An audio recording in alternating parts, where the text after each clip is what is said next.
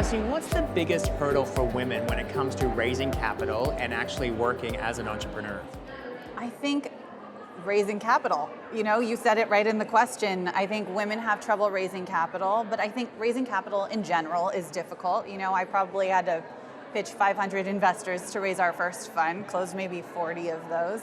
But I think also just being taken seriously, having the confidence to realize that they're onto something and they're making significant change.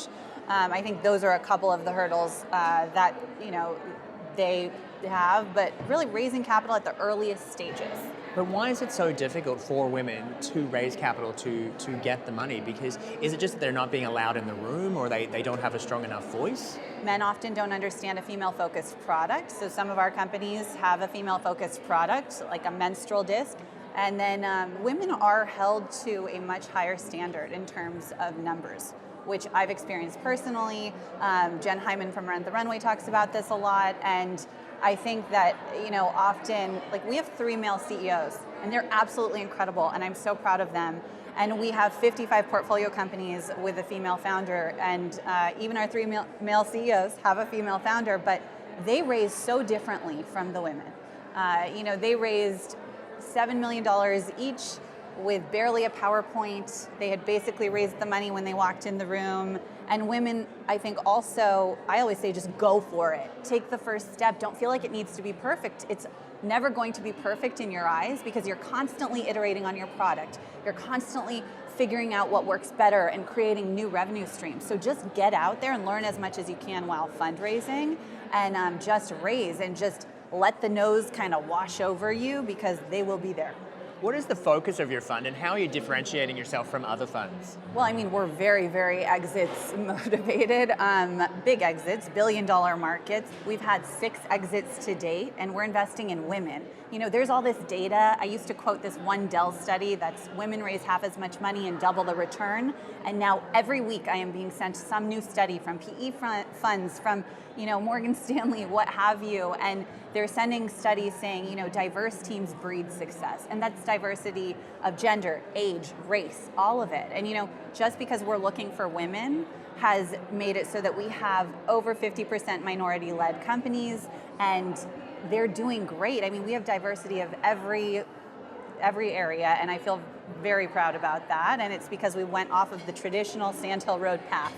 How does the approach of female entrepreneurs differ to that of their male counterparts when it comes to growing a business? We have seen some patterns. We saw 5,000 deals last year. I didn't know that was a lot, but like, there's no shortage of women starting businesses, and that's what I've learned. Profitability is very, very important to women. I didn't know this was such an issue until I was dealing with my own fundraise a little while ago, and Uber and Lyft and everyone's like, I can't believe it, they're not profitable. And it's hilarious to me because our companies are profitable. You know, we had one founder who raised $1 million, will probably never have to raise again, is doing upwards of 30 million in revenue in about a year and a half. And they, you know, women are we're more realistic. We raise what we need. So sometimes I do feel like I have to say, hey, raise a little more. You need a miscellaneous category. But I think they are focused on profitability. They're focused on growth and profitability in a healthy way, where it's not just grow, grow, grow, raise, raise, raise. The thing I don't like to hear from traditionally male entrepreneurs is they say, well, just keep raising, then it'll be defensible. And maybe that's true in certain industries, but I don't feel like that's right in consumer technology. Like, don't just raise the most money, you need to return that capital. You know, you have investors who need to make their money back, and I do feel like that is, women are like, think every day about all of the money they have to make back. And so what's the most important piece of advice you think women entrepreneurs need to know, or that you think is the most helpful for them, given your experience and given all of the companies that you've worked with? I think get out there, take one step and just do it. Don't feel like it has to be perfect. Just do it, because it will get better and better the more people you pitch. Also, don't take no for an answer. Go find the yeses, and if you do get a no, ask for advice and say, why don't you want to invest in this product? And then the number 3 thing I do tell women a lot is, okay, you came to me with, you're telling me this is a $50 million market.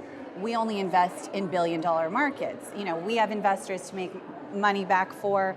And so I need to think about the math that way. So go, take that idea, figure out how to multiply it by 10, multiply that by 100, come back to me when the market is $1 billion, and then we'll talk. So I think bigger and think as big as you possibly can, and don't give in to the quick exit. This is a long play, and I want to create the billionaires of the future.